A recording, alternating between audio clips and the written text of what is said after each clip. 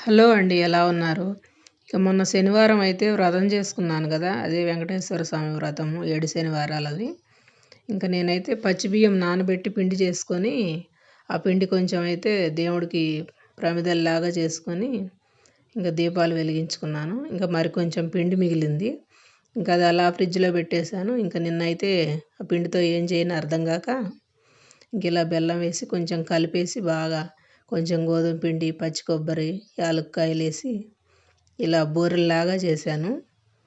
బాగొచ్చాయి బూరెలైతే. ఇంక మేమైతే పాలు బూరెలు కూడా చేసుకుంటాము పాలు పోసుకొని.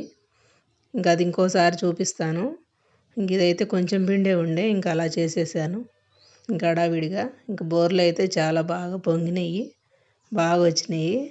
ఇంక తినడానికి ఏమి లేవు అని అంటుందని మా పాప. ఇంకేదో చేసేసాను హడావిడిలో. ఇంక బూరెలు చాలా బాగున్నాయి. అరిసెలు తిన్న ఫీలింగ్ వచ్చింది నాకైతే.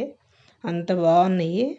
ఈ పండగకి ఎలాగో పాల అరిసెలు చూపిస్తాను. వీడియో నచ్చితే చిన్న లైక్.